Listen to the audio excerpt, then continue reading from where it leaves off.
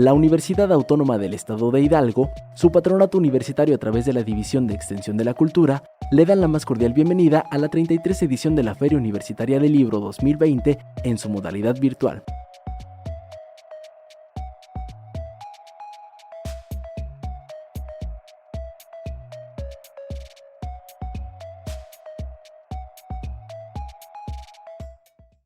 Hola, ¿qué tal a todas las personas que nos están escuchando en este encuentro de poesía, el segundo encuentro dentro del marco de programa de profesionales de la Feria Universitaria del Libro en su 33ª edición?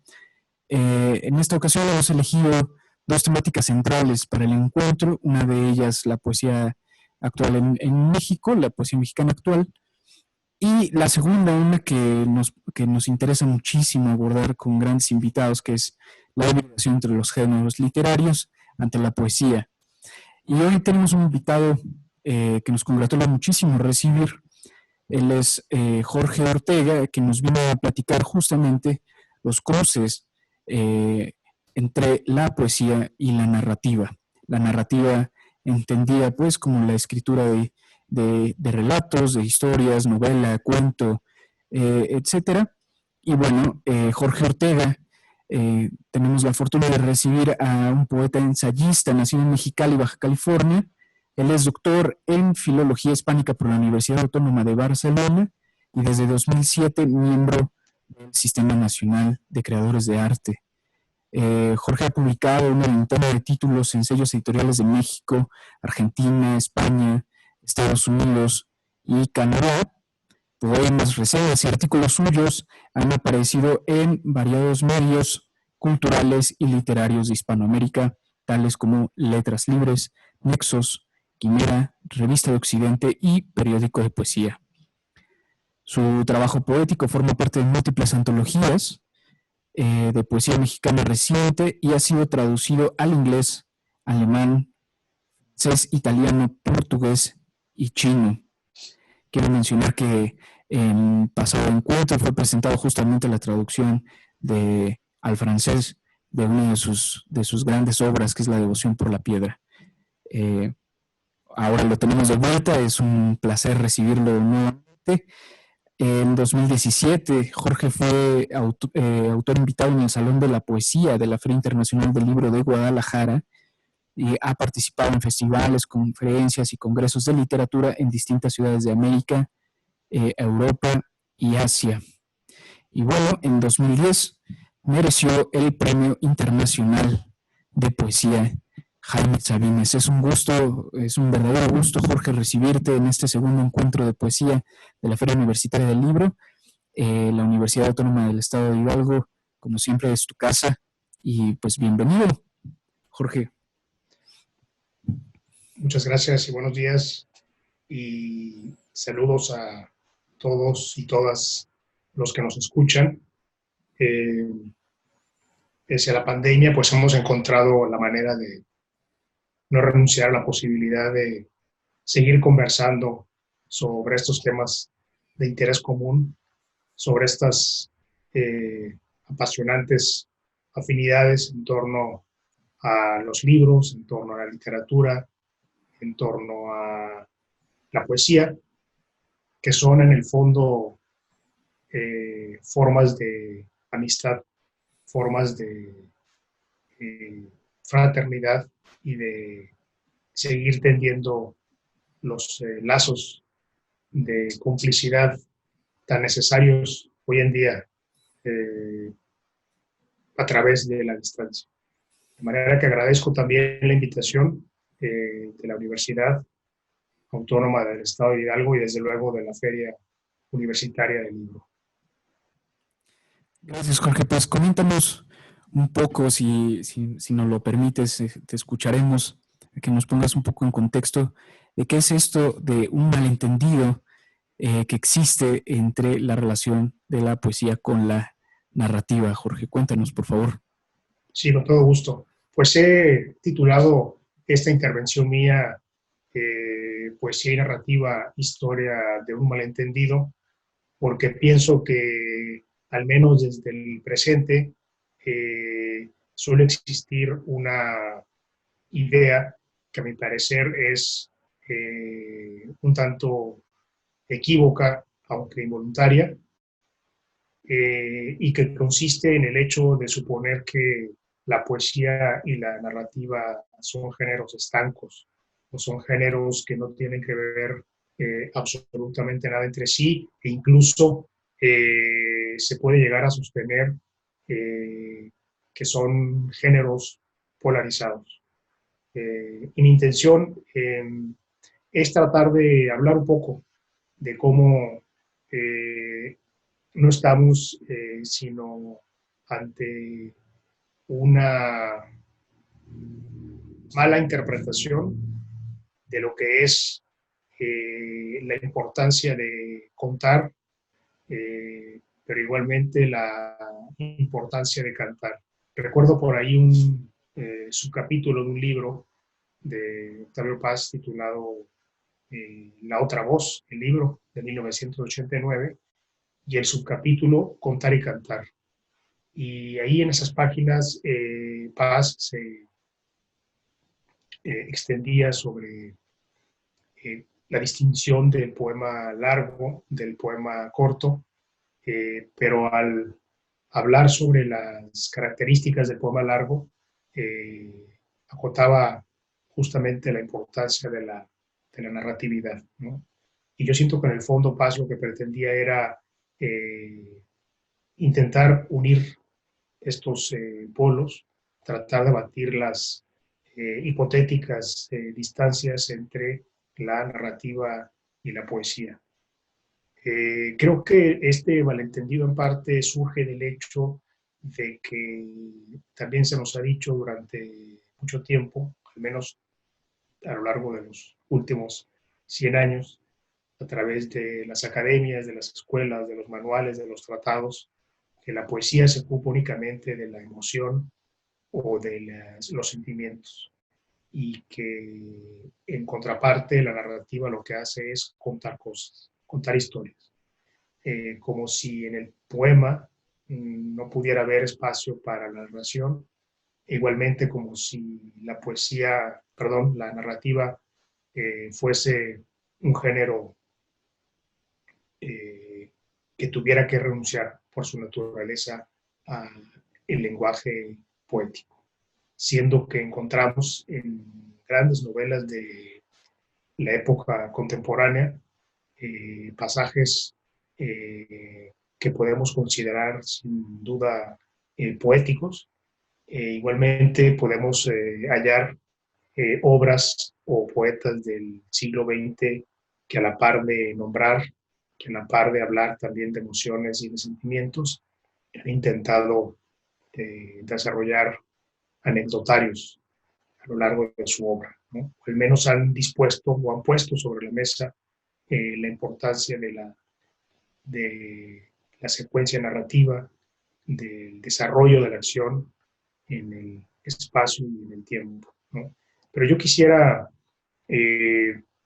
para seguir conduciendo esta reflexión en voz alta, remitirme a cierto punto a los orígenes de la poesía en Occidente, ¿no?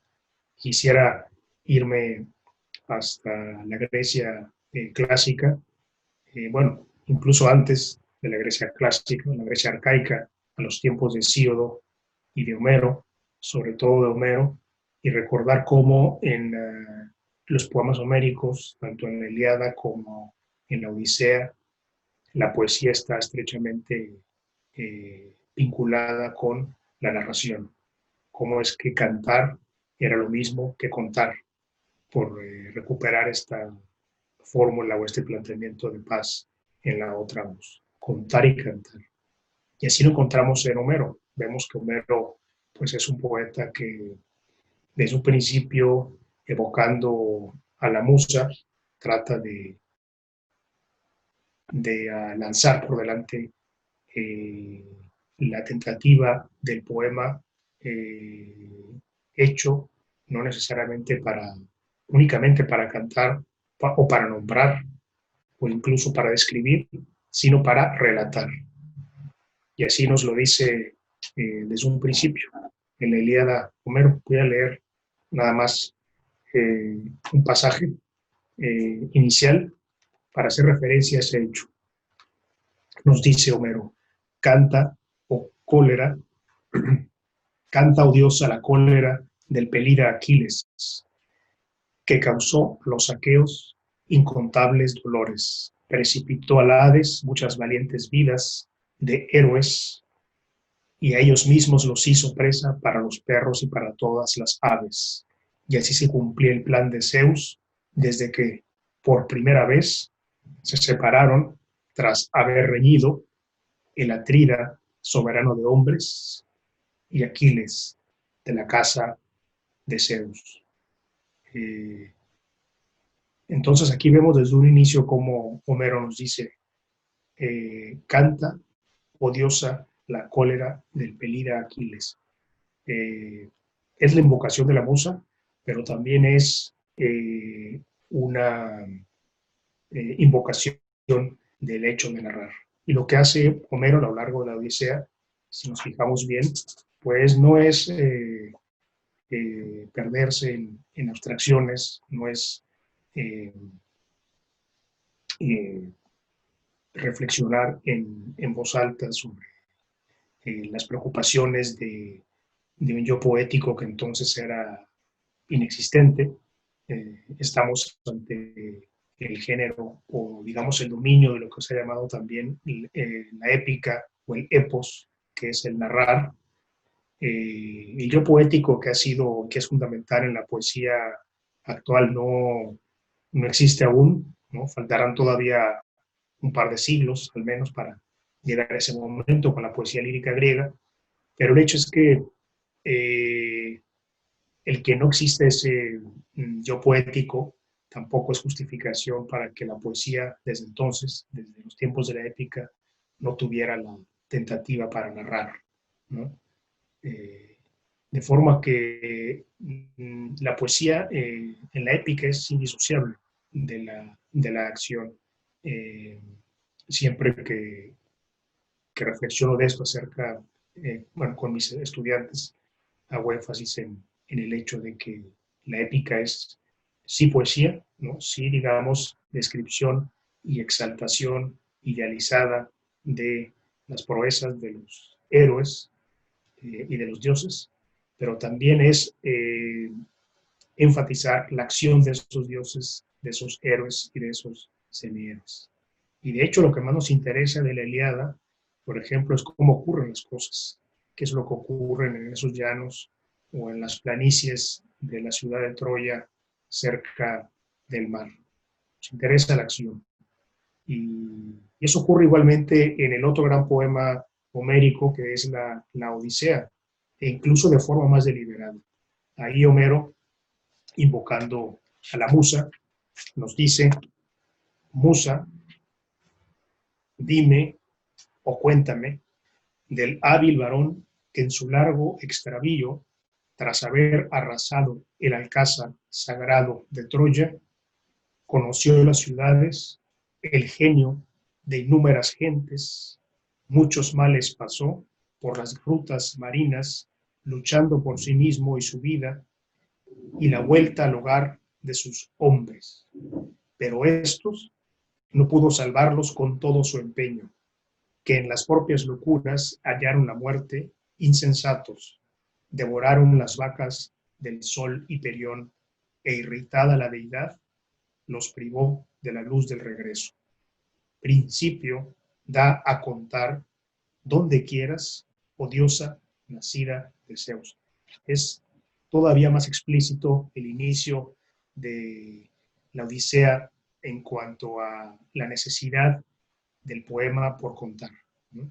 No solamente por elogiar, no solamente por hacer un encomio muy puntual de las hazañas o de las virtudes o de las facultades extraordinarias de Ulises y de todos los personajes que encuentra a su paso hacia Ítaca, sino también contarnos qué es lo que le ocurre a Ulises a lo largo de su travesía.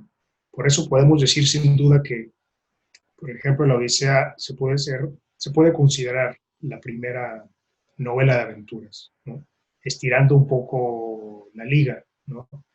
Porque, bueno, la Odisea no es una obra escrita en prosa, es una obra escrita lo mismo que la Ilíada en hexámetros dactílicos, pero hay que también recordar que la novela en sí desciende, por ejemplo, de la poesía, ¿no? La poesía es, en este sentido, el género madre, el género originario, del cual se van desprendiendo otros géneros literarios, sobre todo creativos, como son, desde luego, la narrativa, con sus vertientes, que es la novela y el cuento, y, y el teatro, ¿no? O la poesía dramática. Lo que ocurre es que ahora el teatro tampoco está escrito en verso.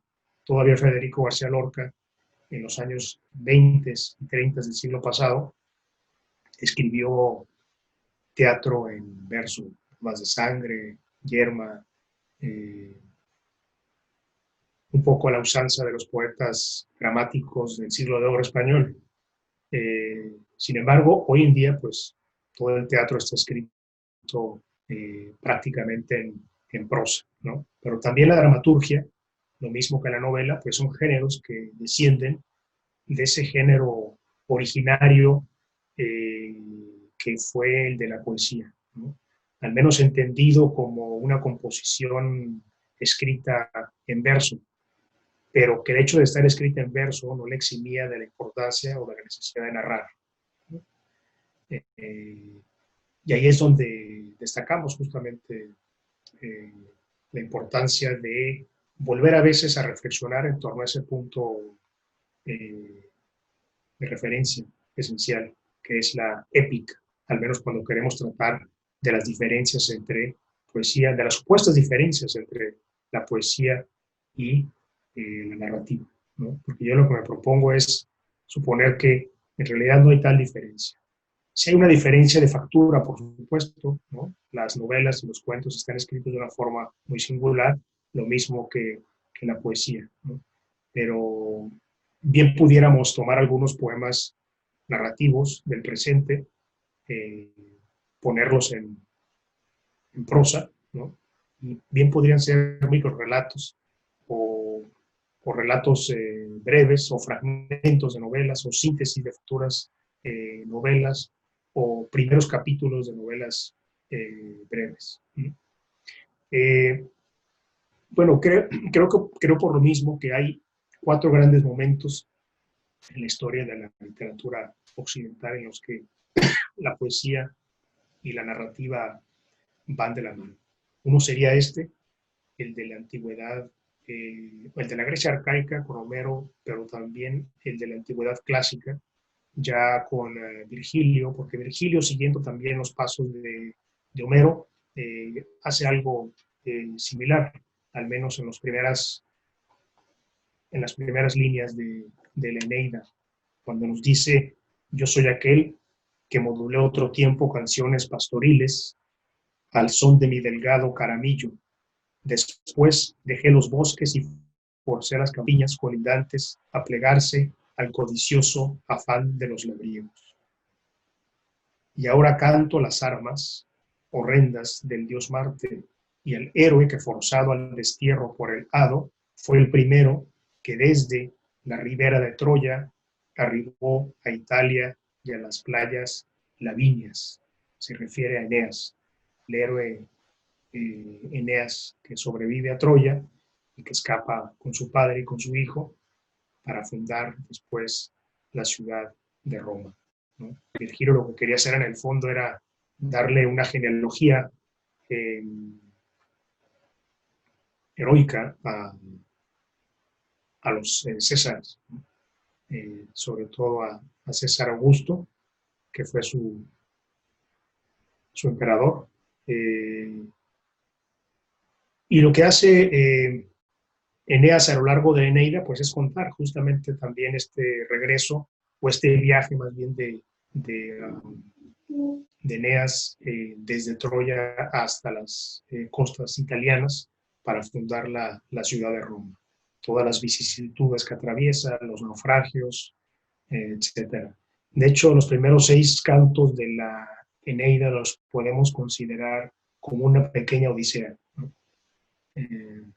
Porque son cantos en los cuales Eneas atraviesa por diferentes peripecias, por escollos, por, por desafíos, ¿no?, de la naturaleza, por impedimentos de los dioses, hasta que llega a las costas italianas y ahí se entrega a una batalla, ¿no?, también cuerpo a cuerpo, para tratar de legitimarse como el futuro fundador de Roma. Y allí es en la segunda parte de la Eneida donde podemos decir que Virgilio reproduce la esencia bélica de la Ilíada. Yo creo que ese es uno de los momentos de la antigüedad, uno de los momentos fundamentales en los cuales la poesía va de la mano con la narrativa. Es impensable tanto la Ilíada como la Odisea y la Eneida sin pensar en los relatos que contienen. Desde luego pudiéramos justificarnos y decir que pues, son obras épicas, ¿no? Ya para la época en la que Virgilio escribe la Eneida, ya existe la poesía lírica, o ya ha existido tanto en Grecia como en Roma. Ya tenemos conocimiento de poetas como Safo, como Anacreonte, como Arquíloco, como Tirteo, pero también como Píndaro o como Ovidio, Horacio, Catulo, Propercio. Sin embargo, aún así en estos poetas líricos hay elementos narrativos, ¿no?, importantes. Todos, por ejemplo, casi siempre narran, al menos los romanos, Propercio y Catulo narran sus amores y sus desamores, ¿no?, que experimentan con, con Lesbia o con Cintia, ¿no?, que son sus respectivas, no quiero decir musas, pero sí sus respectivos amores, ¿no? De manera que también el amor y el desamor no está disociado de la narración, ¿no?, de esa experiencia de enamoramiento y de cortejo que viven estos poetas latinos, ¿no? Otro gran momento, creo yo, o el segundo gran momento de la relación entre la poesía y la narrativa, lo vivimos con los cantares de gesta en la Edad Media, digamos que transcurren cerca de 1000 años, y estamos ante la necesidad de lo que pueden ser los embriones de los primeros estados europeos, la necesidad de legitimarse a través de los cantares de gesta, ¿no?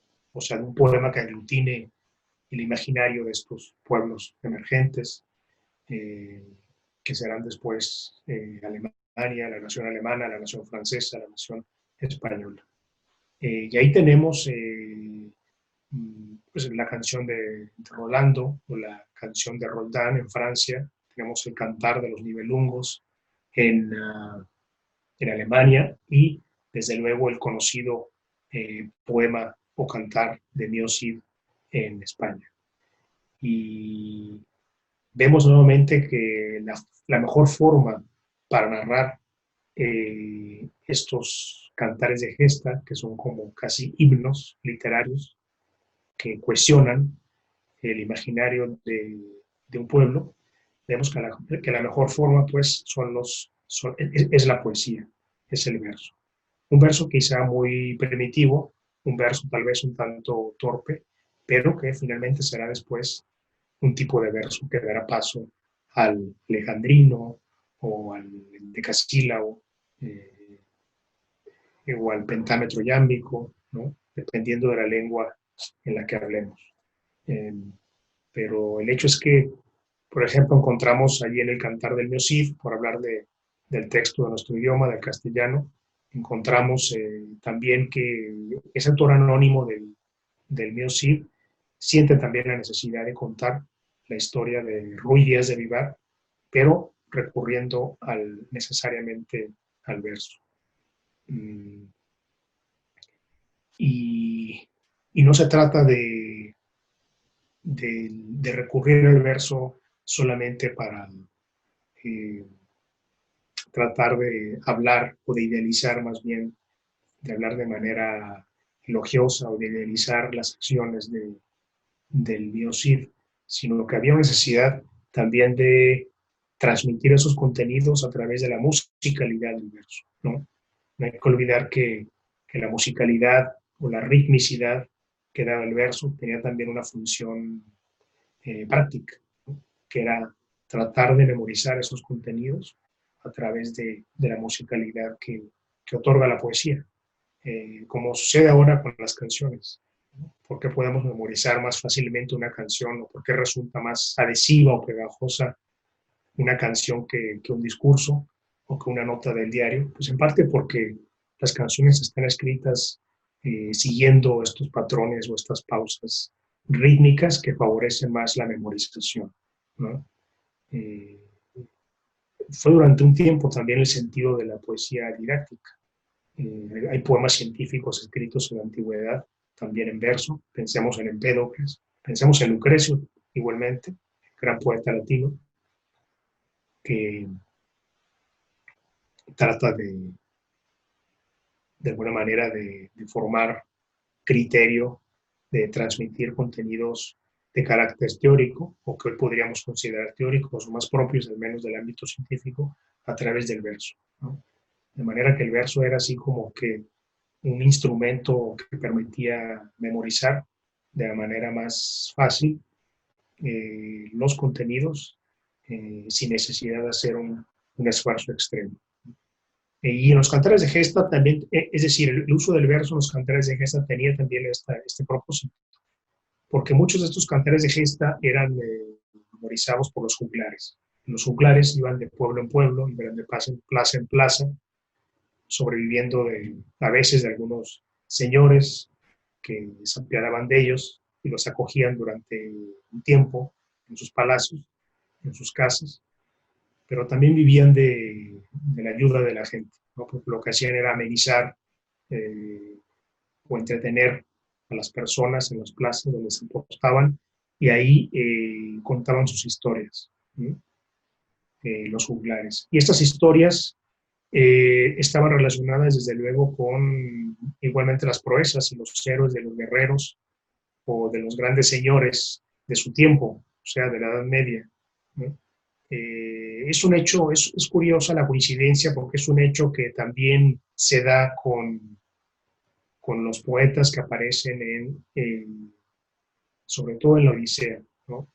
Hay un momento en el cual, o dos momentos en los cuales aparecen dos poetas en la Odisea eh, contando las historias de los héroes que habían ido a Troya, de los sobrevivientes. Está Demódoco y Femio, ¿no? Si bien nos recordamos. Es como si de pronto el propio Homero hubiera abierto una estructura en abismo dentro de su propio poema y hubiera introducido a dos poetas que cuentan una historia que él mismo está contando. Casi como quien dice, se apoya en esas figuras ficticias que él mismo introduce para continuar con su canto. Y algo similar hacían los juglares, ¿no? Memorizaban poemas sobre grandes sucesos y los cantaban, ¿no? En las plazas. Iba a decir contaban, ¿no? Pero recordemos que el contar y el cantar van pues de la mano, ¿no? Sin embargo, en la antigüedad estos poetas narradores se les llamaban no poetas, ¿no? El término de poesía vendrá después, hasta la Grecia clásica, se les llama aedos, ¿no? Los aedos o los aedas, y generalmente se acompañan de una cítara o de un arpa, ¿no? En la Grecia arcaica, así es como los imaginamos, tal como pintan a Homero, ¿no? De pronto en algunos grabados. Y los juglares ya en la Edad Media, 1500 años después, lo que hacen es acompañarse también con algunas flautas y con algunos otros instrumentos de cuerdas, ¿no? Como las vihuelas. Yo creo que ese es el segundo gran momento en el cual la narrativa y la poesía van de la mano. La de los cantares de gesta y de manera muy contigua la de los romances, ¿sí? de los romances fronterizos que surgen a partir de la continuidad entre el califato o los califatos, ¿no?, de Córdoba, al sur de España, y los reinos cristianos del norte, ¿no? Y ahí surge a partir de la lírica tradicional española, surgen lo que son los romances, que son los poemas narrativos por excelencia. Después ya cuando se va a consumar esto que llamamos, no sé si atinada o erráticamente, la colonia, los tiempos de la Nueva España, en México, el romance va a entrar a la cultura, a esta cultura mestiza, que fue la de México en el siglo XVI y XVII, y se va a convertir en el corrido, ¿no? De manera que el corrido mexicano sería como el equivalente nacional nuestro del romance español, porque cumple con al menos dos características fundamentales del romance español, que es que el verso está escrito en 8 sílabas, ¿no?, o que el romance o el corrido está escrito en versos octosílabos, y que cuenta siempre una historia. O sea, no hay un romance sin una historia, sin un relato. Lo mismo pasa con el corrido. Si nosotros analizamos un corrido, siempre en el corrido hay una historia, un personaje, un suceso. Nunca vamos a encontrar un corrido que sea solo un poema abstracto, ¿no? Sería un contrasentido. O un poema en el cual aparezca un yo lírico que lo que le importa es hablar de sí mismo únicamente, ¿no? Si aparece un yo, es al menos un yo que cuenta una historia en función de alguien más, ¿no?, de algo que vio o que atestiguó, o bien de algo con lo cual se relacionó como personaje o como protagonista, ¿no? Pero el ensimismamiento que después aparece en la poesía abstracta, en la poesía lírica abstracta, es impensable tanto en el romance como en el corrido. De manera que después de los cantares de gesta, creo que otro gran momento también de las nupcias entre la poesía y la narrativa sería la época de la aparición de los romances en la poesía española, ¿no? El romance tendrá como que distintos brotes. Aparece hacia finales del siglo XV en la tradición popular española, pero después tiene un resurgimiento siglos después. Tendrá un resurgimiento en el siglo XIX y en el siglo XX con, por ejemplo, nuevamente cito a Federico García Lorca, ¿no? Federico García Lorca publica en el año de 1928 un libro que se titula Romancero Gitano. García Lorca tenía profundas raíces en la cultura popular. No solamente se sentía, por ejemplo, identificado con ese grupo social y hasta cierto punto étnico, que es el de los gitanos, que estaban apostados o que vivían en las afueras de Granada, su ciudad natal, Granada, España, en una colonia que se conoce como el Sacromonte. Ahí Lorca se escapaba y conocía y trató a los gitanos y reivindicó muchas de sus causas, ¿no? Al menos a veces también la forma con la cual la Guardia Civil los maltrataba, ¿no? Pero el punto es que García Lorca escribe y publica este romancero gitano, y la forma que adopta Lorca en el romancero gitano es el octosílabo, ¿no? Y ahí también nos cuenta historias. Hay todo tipo de romances. Hay un romance que se titula Romance de la Guardia Civil Española, que se especula que ese fue el romance que le sirvió a los... Y entonces encontramos en el romancero gitano poemas como Romance de la Guardia Civil Española, el Romance de la Luna Luna, que muchos de pequeños intentamos memorizar en la primaria y la secundaria, porque aparte Lorca tenía una imaginación muy plástica, y creo que son poemas que favorecen mucho este ejercicio del desarrollo imaginativo y de la capacidad descriptiva de los estudiantes. Pero está también, por ejemplo, el romance de la casada infiel. Quisiera leer a continuación, es muy breve y dice así: y yo que me la llevé al río, creyendo que era mozuela, pero tenía marido. Fue la noche de Santiago y casi por compromiso. Se apagaron los faroles y se encendieron los grillos. En las últimas esquinas toqué sus pechos dormidos y se me abrieron de pronto como ramos de jacintos. El almidón de su enagua me sonaba en el oído como una pieza de seda rasgada por 10 cuchillos. Sin luz de plata en sus copas, los árboles han crecido y un horizonte de perros ladra muy lejos del río. Pasadas las zarzamoras, los juncos y los espinos, bajo su mata de pelo, hice un hoyo sobre el limo. Yo me quité la corbata, ella se quitó el vestido, yo el cinturón con revólver, ella sus 4 corpiños. Ni nardos ni caracolas tienen el cutis tan fino, ni los cristales con luna relumbran con ese brillo. Sus muslos se me escapaban como peces sorprendidos, la mitad llenos de lumbre, la mitad llenos de frío. Aquella noche corrí el mejor de los caminos, montado en potro de nácar, sin bridas y sin estribos. No quiero decir por hombre las cosas que ella me dijo. La luz del entendimiento me hace ser muy comedido. Sucia de besos y arena, yo me la llevé del río. Con el aire se batían las espadas de los lirios. Me porté como quien soy, como un gitano legítimo. Le regalé un costurero grande de raso pajizo y no quise enamorarme porque, teniendo marido, me dijo que era mozuela cuando la llevaba al río. Bueno, ya está.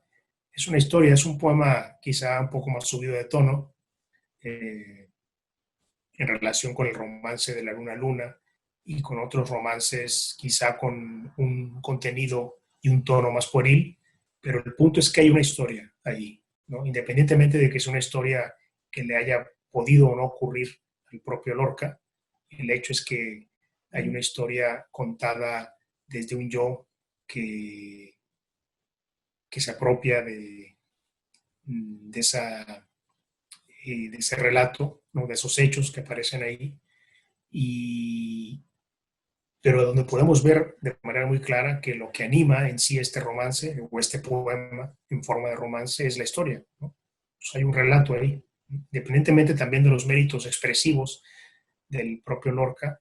Lo que anima este poema es la anécdota, ¿no? Que se narra de esta mujer casada que este gitano se lleva al río, ¿no? Ese sería, creo yo, el gran último momento del esplendor de las nupcias entre la poesía y la narrativa.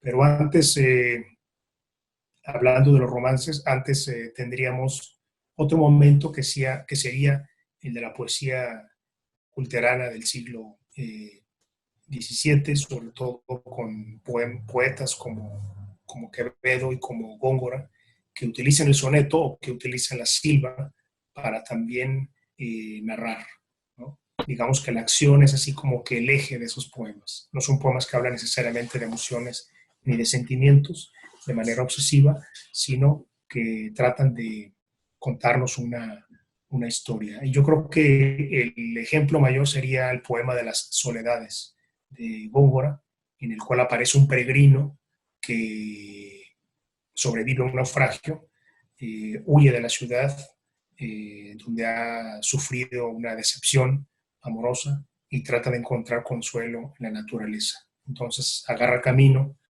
y en ese camino naufraga, alcanza la orilla como Ulises en el país de los Feacios, cuando es encontrado por Nausicaa, y ahí encuentra a unos cabreros y después se encuentra con unos pastores y así va siguiendo su trayecto de una forma un tanto azarosa, no buscando nada en concreto, sino dejándose llevar por el hecho de vagar, ¿no? Es como un peregrino cortesano que se convierte de pronto en un vagabundo, ¿no?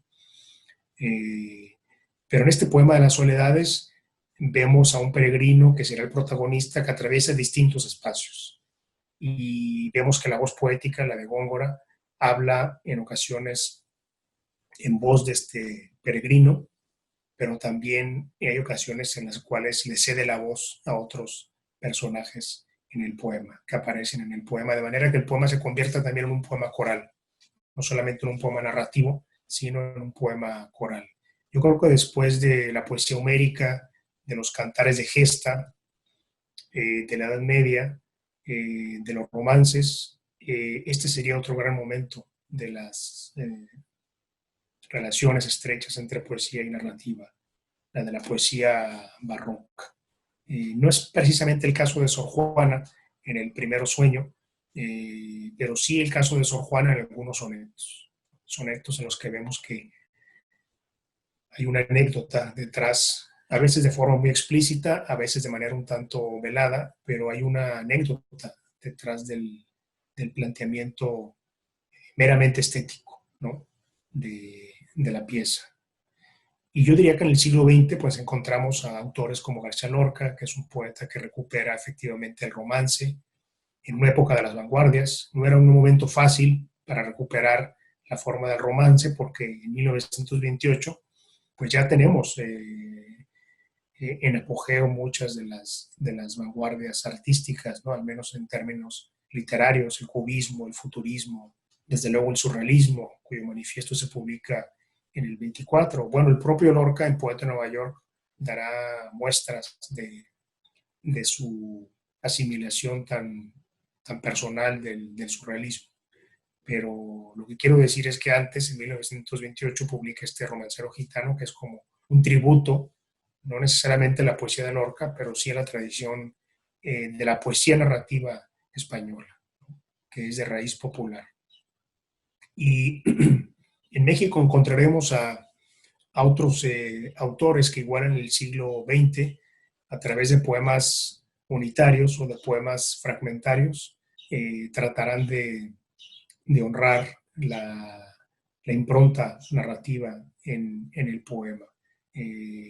Pienso, por ejemplo, en Sinbad el Varado, de Gilberto Owen, un poema que lleva por título Bitácora de Febrero, y en donde lo que vemos como lectores, lo que hallamos como lectores es que hay 28 fragmentos, que son los 28 días del mes de febrero, ¿no? De manera que hay la intención de desplegar un poema a lo largo del tiempo, ¿no?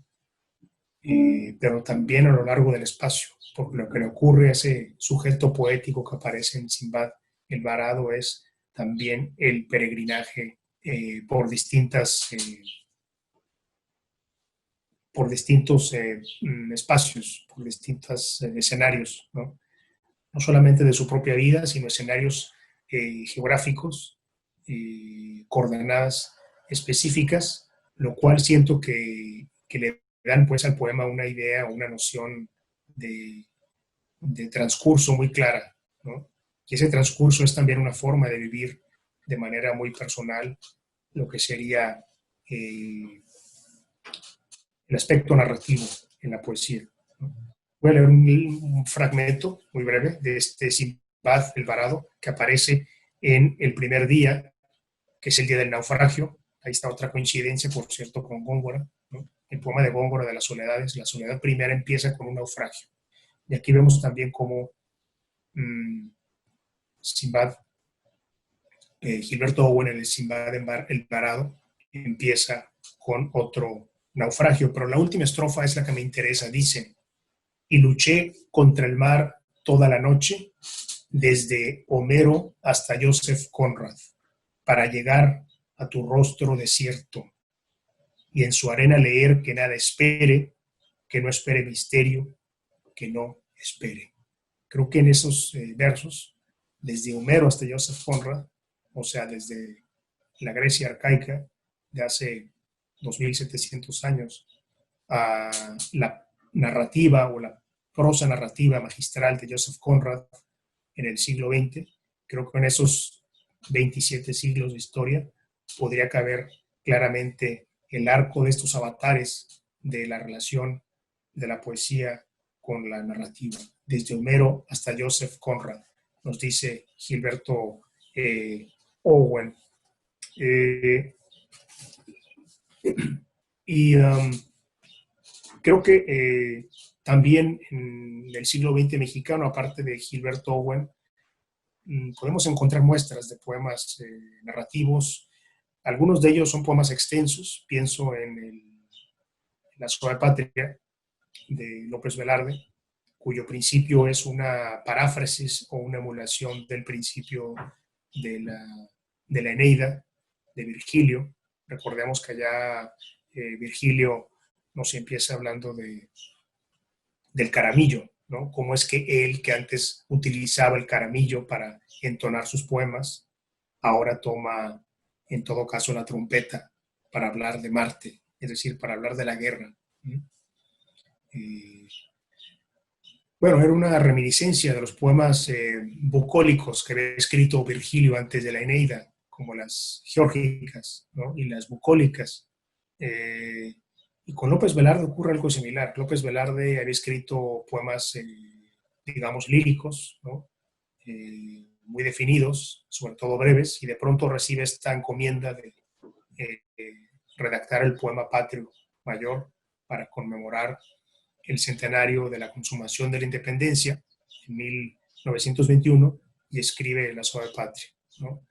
Y nada más voy a leer brevemente los primeros versos de La Suave Patria para ver cómo es que López Velarde va perfilando de manera muy sutil la naturaleza narrativa de su poema, ¿no?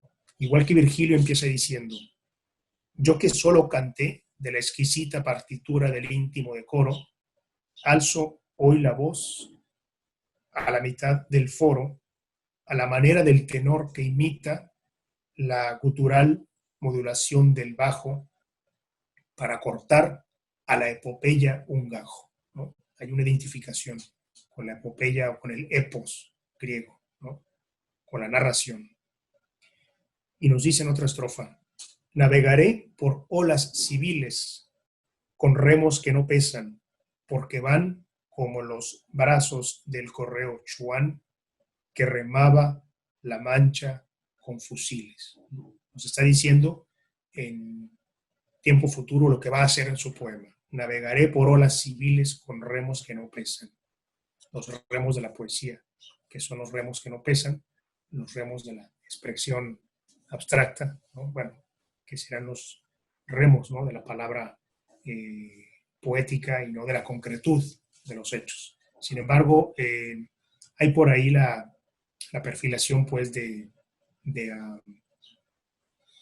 la consistencia narrativa de su poema, que se va a desarrollar a lo largo del mismo y que ya el lector podrá dar fe de ello, ¿no? Como es que La Suave Patria es en ese sentido un recorrido en tono a veces irónico, en tono a veces sarcástico, a veces crítico, aunque de manera muy disimulada, pero es eso, ¿no? Un paseo,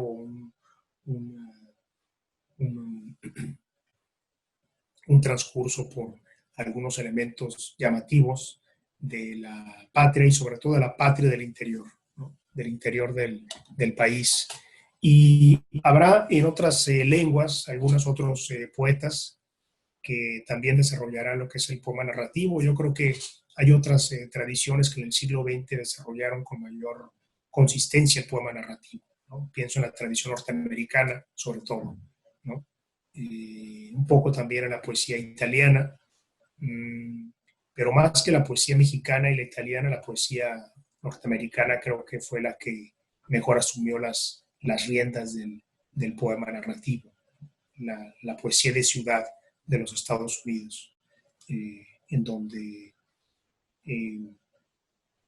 muchos poemas surgen de escenas urbanas, ¿no? De lo que alguien observa en un bar, de lo que ocurre de pronto también, pues, en una avenida, de lo que sucede en una escuela.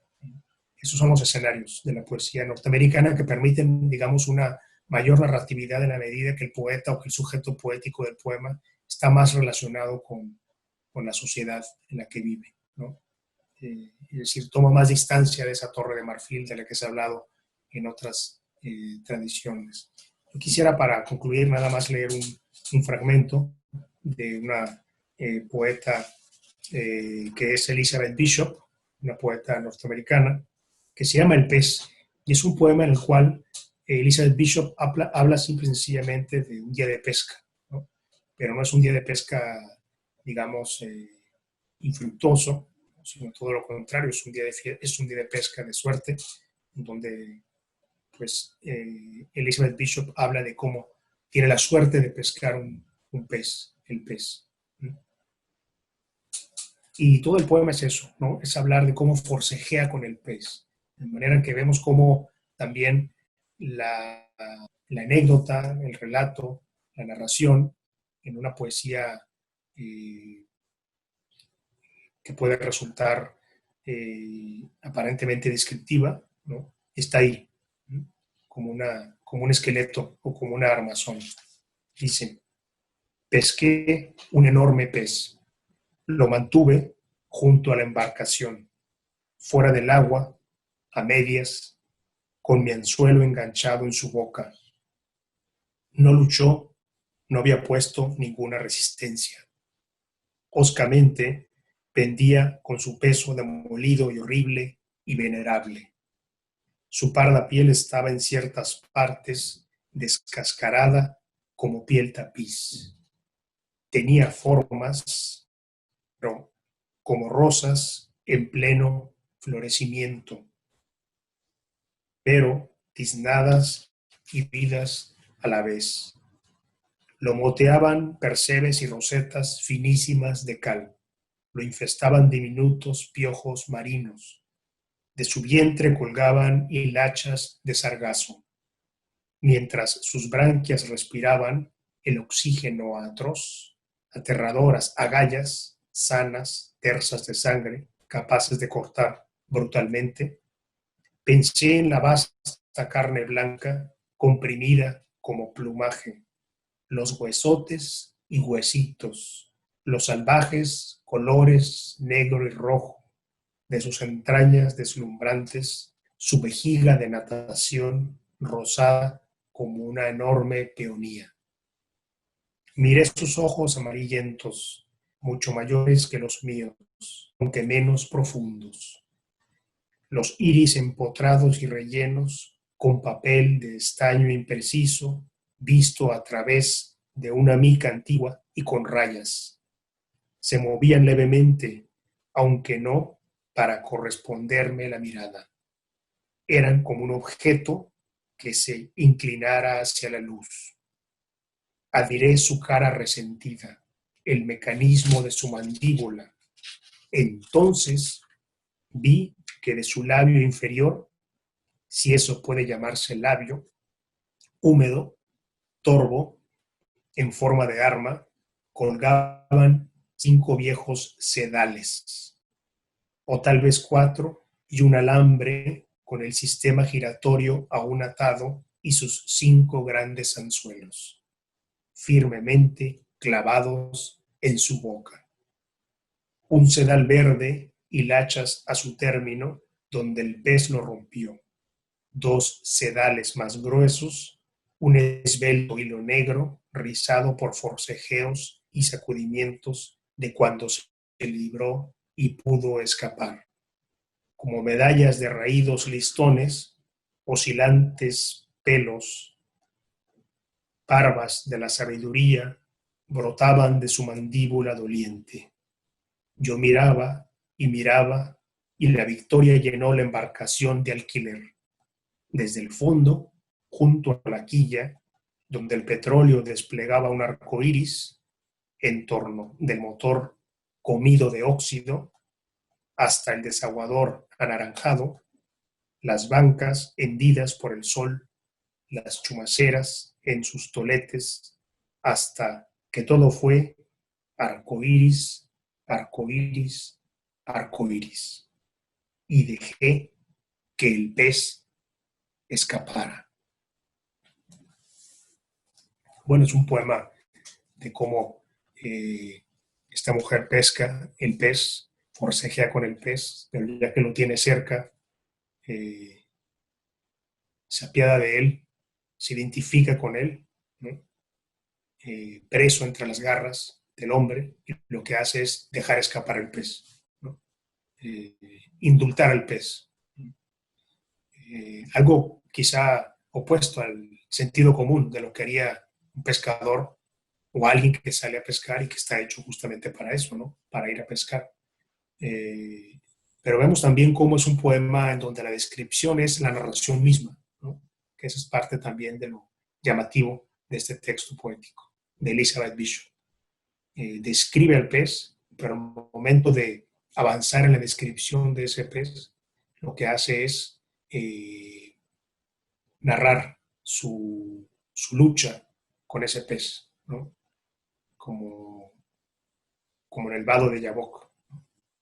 De manera que vemos que hay muchas formas que encarna la narratividad en la poesía contemporánea. Yo creo que va cobrando cada vez más auge en la medida que la poesía lírica ha agotado ya ciertas instancias como el ensimismamiento, como la reflexión demasiado a veces abismada en el individuo, como el poema descriptivo per se. Y aquí pues encontramos de pronto que la poesía verba más, ¿no? Del sujeto social, y que ahí encuentra a veces razones para contar historias, ¿no? De modo que el planteamiento sería justamente ese, ¿no? Cómo es que la poesía y la narrativa forman parte del mismo tejido textual, están animadas en el fondo por ese epos, ¿no? Por ese epos griego, del que creo que es imposible despojarse, ¿eh? Y no solamente hablando de la poesía y de la novela o del cuento, sino también hablando del teatro y a veces también del ensayo.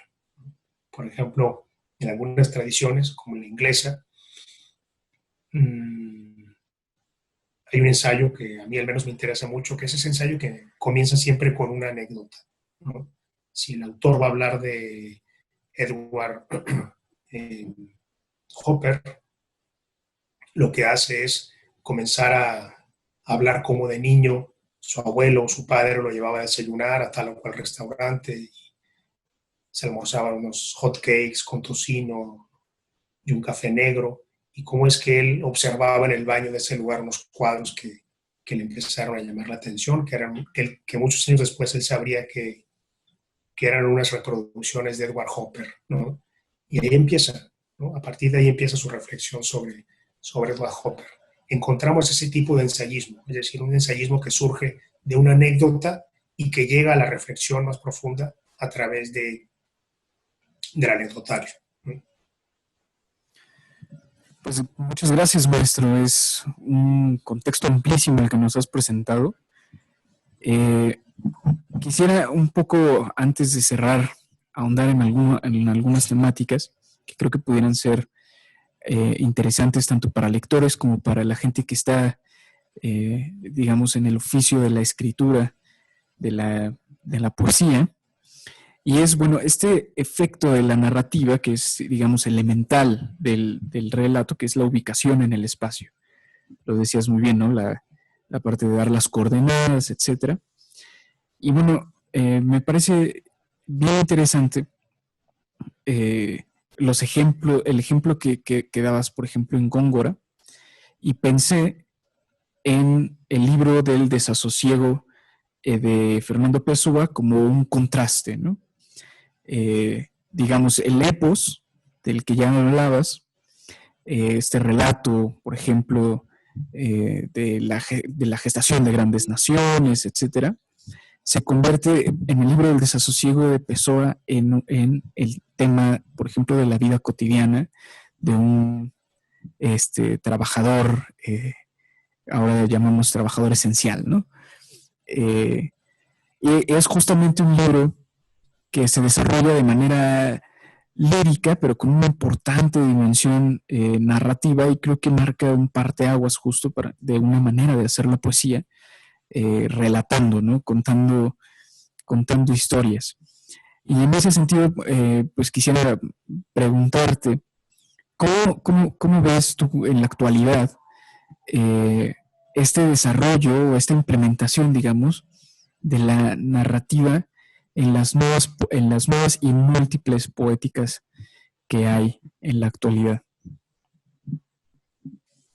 Pues como decía al final de mi intervención, creo que empieza a cobrar auge. De hecho, creo que la narratividad o el anecdotario eh, es una de las características más eh,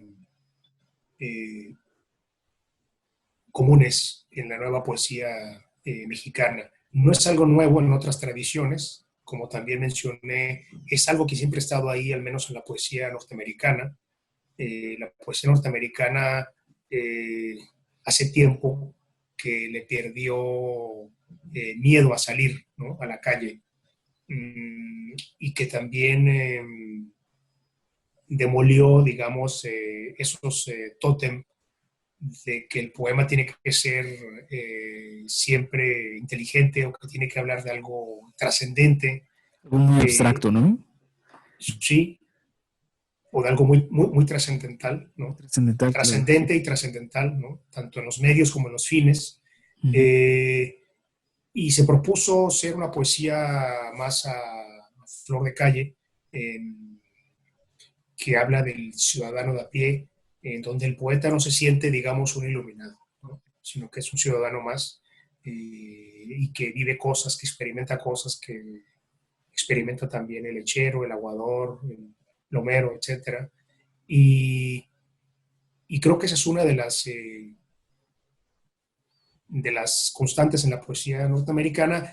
Y en lo que ha pasado en los últimos tiempos es que la poesía mexicana, sobre todo a partir de los últimos, de las generaciones más recientes, han leído bastante poesía norteamericana. De hecho, algunos han descubierto apenas la poesía en inglés, sobre todo la poesía del siglo XX, porque, bueno, sí pudieron haber leído hace tiempo a John Donne, a Ben Jonson, a eh, Robert Browning o a John Keats, ¿no?, del siglo pasado, del siglo XIX, o a algunos clásicos esenciales de principios del siglo, como Eliot o como Pound, pero había un gran bagaje de la poesía norteamericana que estaba todavía por descubrirse, y creo que las nuevas generaciones mexicanas han llegado finalmente a sus autores, los están traduciendo o las han traducido, y han también encontrado ahí algunos horizontes, ¿no?, para esas nuevas inquietudes de la poesía actual, ¿no?, que se propone ser precisamente otra cosa, que se propone también contar, no que compita con el novelista o con el Claro. cuentista, pero en donde sí se propone al menos contar, y en donde aprovecha, creo que de manera más efectiva, sus propias experiencias llevadas, mmm, llevadas con mesura, es decir, expresadas o formuladas también con mesura, para que también la poesía de la experiencia no se vuelva una catarsis, sino que tenga cierta contención, ¿eh? Eh, que es necesaria siempre en poesía. Eh, y, eh, y eso es lo que encuentro al menos en los autores nacidos a partir de los años 80 hasta nuestros días. Además es curioso que ese efecto, ese viraje hacia el hecho de contar, hacia la experiencia mucho más personal, pero concreta, no abstracta, es el mismo efecto que hay, digamos, en la relación entre Homero, por ejemplo, ¿no?, y la poesía lírica griega, ¿no?, o la tragedia, ya, digamos, las transformaciones que surgen a partir de la tragedia y, digamos, la construcción de lo que posteriormente sería propiamente un yo lírico, una voz yoica dentro de estos relatos, ¿no? Es curioso porque pues, estamos hablando de miles y miles de años atrás, y como la poesía en la tradición, por ejemplo, mexicana, ha también, digamos, se ha transformado más bien de un ensimismamiento, de un afán por lo trascendental, por llevar, digamos, la propia experiencia hacia niveles ultra abstractos, digamos, como si ahí residiera la verdad de la voz poética. Y ahora pues vemos cómo es cada vez una práctica más común el hablar de lo concreto, ¿no? Yo por eso mencionaba el libro del desasosiego, porque el libro del desasosiego es de hecho hasta un diario, ¿no? Sí, Es un registro cotidiano, ¿no? De este heterónimo, ¿no? De Bernardo Suárez, que me parece la gran metáfora de esta relación que constantemente en la historia pues vemos como está patente, ¿no? Entre la poesía y la narrativa, maestro. Algo sí, claro. que nos quiera Sí, desde comentar. luego. Pues mm, diría que efectivamente, hablando del libro El desasosiego y de la forma del diario, un equivalente o un sucedáneo de ese modelo, al menos en la poesía mexicana del final del siglo XX, principios del XXI, sería la de la bitácora. Eh, Claro. Creo que podemos hacer, de hecho, construir todo un canon de las bitácoras poéticas, es decir, si nos fijamos bien, empezaron a publicarse distintos libros que van ese título o esa palabra en su título, ¿no? La bitácora de esto o de aquello, ¿no? Bitácora de una cosa y de otra, pero aquí lo interesante es ver cómo de pronto los poetas trataron de encontrar en ese modelo, digamos, en esa tipología de texto, en la bitácora, trataron de encontrar como que otro camino, ¿no? Y ya no era el cuaderno de apuntes, ¿no? Que también por ahí hubo, o cundieron muchos títulos con nombres de cuaderno en una época, ¿no? Cuaderno de esto, cuaderno de lo otro. Que el cuaderno de apuntes era pues todavía quizá un modelo más caprichoso, ¿no? En donde el poeta trataba de hablar de manera unilateral de lo que le ocurría. Porque En sigue cambio, siendo en la algo. bitácora, sí, en cambio, la bitácora, creo que la bitácora tal vez fue el viso o el primer síntoma de la necesidad de este cambio, de este viraje, ¿no? Hacia las posibilidades de la narrativa en poesía, la bitácora, que nos dice mucho de entrada, ¿no? Que es como que organizar. La bitácora en poesía yo diría que sería como un diario poético, ¿no? O un Ah, intento de diario poético, o proyectar de manera programática lo que le ocurre a un sujeto, ¿no? En un plazo de tiempo determinado. Una estructura en la cual, por lo tanto, estaría ya de entrada implícita la secuencia, ¿no? O el sentido o la noción misma de secuencia narrativa, ¿no? Lo que pasa en un periodo de tiempo. Eso por una parte. Y por la otra, creo que lo interesante, hablando de Homero y de los líricos, diría que, no obstante, hoy tenemos una poesía lírica que aspira a ser narrativa, ¿no? Pero no necesariamente épica. Ahí habría que hacer esa distinción. Eh, Porque creo que al menos en estos tiempos, hace ya algunos decenios, que la poesía que a la poesía le cuesta hacer o desarrollar un discurso épico, ¿no? Más bien desde Joyce hemos desarrollado, en todo caso, una épica del antihéroe, ¿no? En este caso sería claro. el protagonista del Ulises de Joyce, es el antihéroe, ¿eh? Alguien que no se pone como modelo de vida, sino todo lo contrario, pero que dentro de esa idea de fracaso, dentro de ese carácter anodino, de ese antihéroe, está la grandeza, asimismo, de ese héroe. Como lo vemos en ese poema de Pessoa, ¿no? De la tabaquería, ¿no? Claro, Donde, sí. donde dice que tienes todos los sueños del mundo, ¿no? Esa voz que dice, ventanas de mi cuarto, ¿no? Esta voz de este hombre que está encerrado, que no ve más que las ventanas de su cuarto, las cuatro paredes de su habitación, y dice, y sin embargo tengo todos los sueños del mundo, ¿no?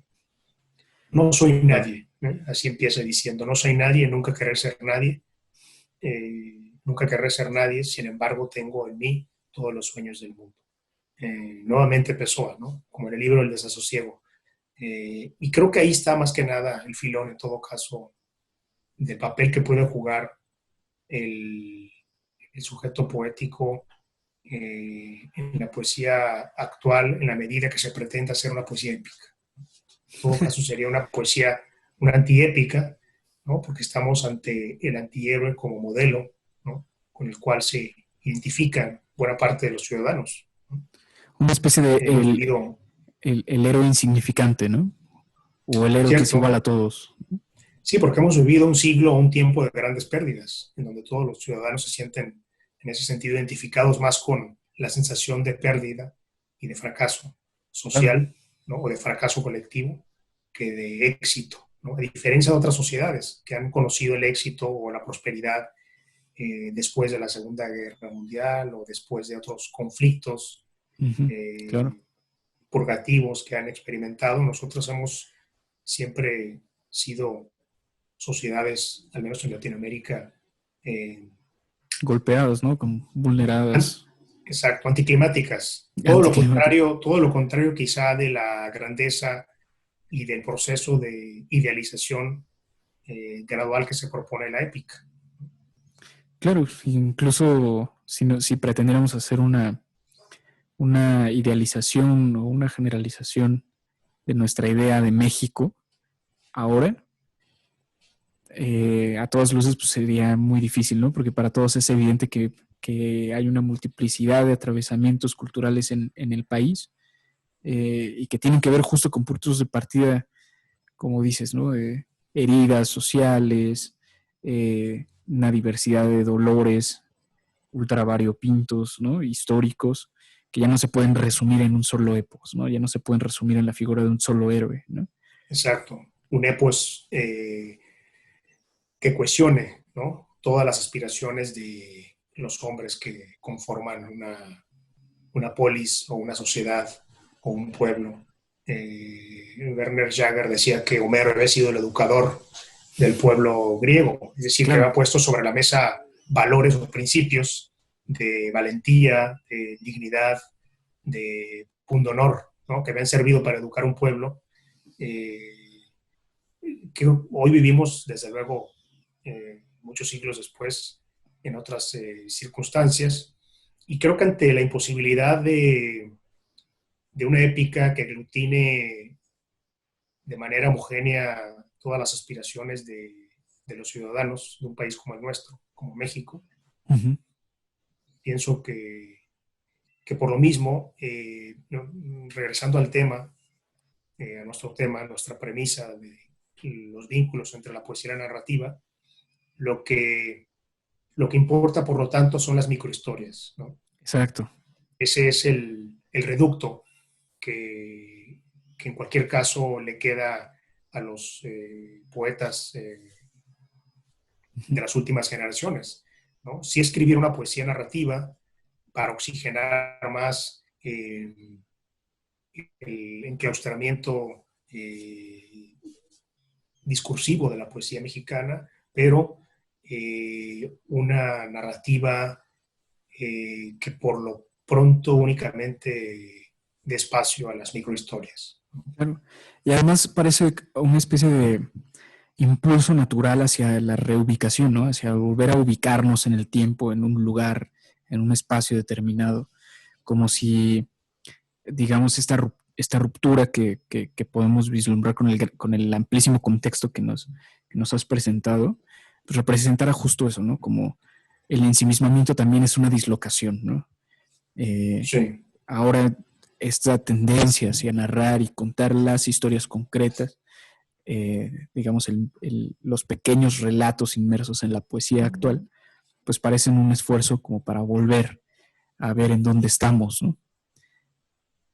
Sí, desde luego, porque creo que a partir de la reivindicación de estas microhistorias, de la poesía narrativa actual, o de la dimensión narrativa o anecdótica de la poesía mexicana actual, creo que recuperaremos algo que es la concretud o la importancia del hombre concreto, ¿no?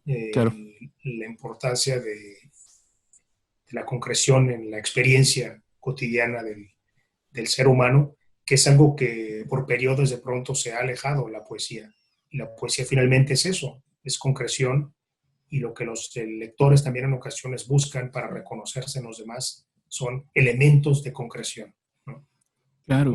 Nos unimos a los otros a partir justamente de ese tipo de componentes, ¿no? Los componentes de la cotidianidad, la aparición de algunos referentes eh, comunes eh, a todos, ¿no? En los cuales podemos reconocernos como en un espejo, ¿no? Claro, sí, que nos permitan ubicarnos y a Así identificarnos, ¿no? es, Con lo que se está, digamos, expresando en la poesía, ¿no? Pues, cierto. De manera que digamos, eso me parece también interesante como un efecto adicional, ¿no? De la ujú, vuelta o del regreso del anecdotismo o de la narración o narratividad a la actual poesía mexicana, ¿no? El rescate de la concreción, el rescate y el regreso de eh, la concretud, los componentes específicos de una realidad compartida por todos de manera distinta, porque cada quien tiene sus luchas y de ahí, desde luego, la coyuntura de las microhistorias, pero hay puntos, ¿no? Dentro de este mapa, ¿no? Creo que hay puntos en los cuales concurrimos todos, que tienen que ver con la política, que tienen que ver con las coyunturas históricas. la vida doméstica, ¿no? Por ejemplo. Exactamente, y ahora pues la pandemia igualmente, Ujú, ¿no? Creo que la claro, pandemia por un buen rato será como que un punto de unión o de referencia inevitable para muchas lecturas. que justamente uno de los géneros que se practicó muchísimo durante la pandemia fueron los diarios, ¿no? El llevar un registro de los acontecimientos, luego darle una traducción poética, por ejemplo, ¿no? Pienso en lo que hizo Gonzalo Tavares en los diarios de la peste, Sí, eh, que además es larguísimo, y por ahí hay una mención a López Gatell, también es un libro, este, es un libro bastante sorprendente, pues, en su calidad poética, además.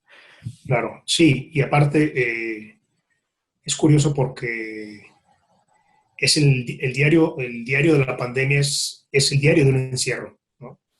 Eh, Sin embargo, es el diario de un encierro en donde el autor trata de buscar puentes que lo sigan manteniendo ligado con ese exterior, ¿no? Claro, Al que no puede aspirar, ¿no?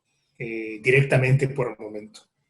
De manera que hay también un elemento contradictorio muy singular en esto chico, exacto. de la literatura de la pandemia, ¿no? Porque en el fondo no puede ser más que una literatura de la frustración y del encierro. Sí, sí, sí. ¿Mm? Sí, el buscar que algo suceda donde se supone que nunca sucede nada, ¿no? ¿Cierto? Que es Ah, el lugar en donde, a donde habitualmente llegábamos a dormir y a, digamos, a vivir nuestras dinámicas cotidianas.